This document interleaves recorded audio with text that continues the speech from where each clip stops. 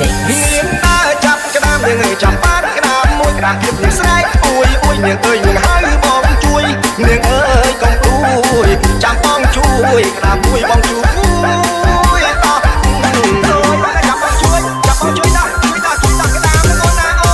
ននាងដើរចាប់ក្តាមនាងអើយក្តាមនាងល្អល្អនាងអើយក្តាមនាងតោះនាងអើយក្តាមធំម្លេះតោះយកក្តាមទៅស្លោអើយស្រីសក្តាមអោថ្មីស្រស់ស្រស់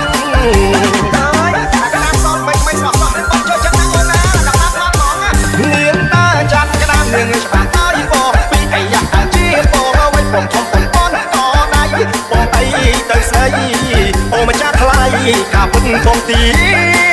សោះអូយលោកព្រះអើយបងអាប៉ាត់ដល់ដៃដល់ដៃមកដល់បងដៃដល់បងទីសោះនាងដើរចាប់ក្តាមនាងយកក្តាមមកហាត់នាងអើយខ្លាចក្តាមមិនទឹកនាងអើយបងសែនហួរចិត្តនាងអើយកុំគិតគឺក្តាមពុតណានេះ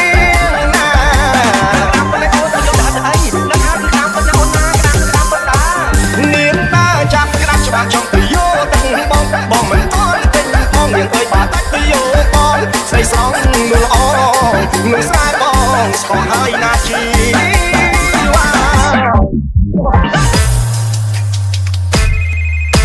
You call her Stephanie? I call her Heffany.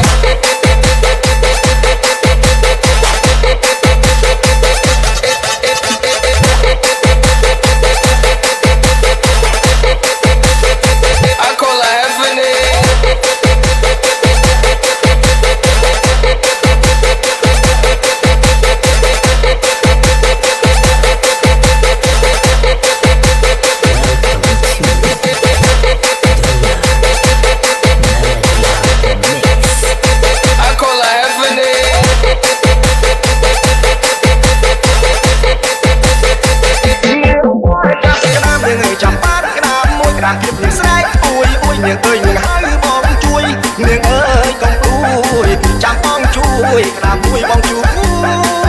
តោះចាំបងជួយតោះក្តាមអូនណាអូននាងដើរចាប់ក្តាមនាងអើយក្តាមនាងល្អល្អនាងអើយក្តាមនាងតោះនាងអើយក្តាមធំម្លេះតោះយកក្តាមទៅស្លោអើយស្រីសក្តាមអោថ្មីស្រស់ស្រស់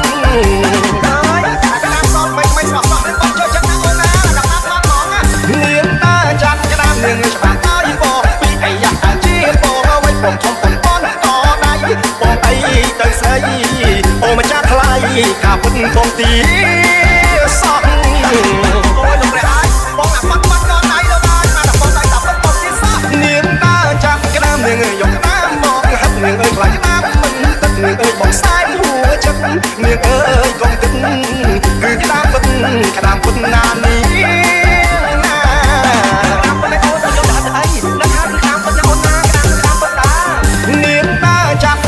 ចង់ទៅយោទឹកប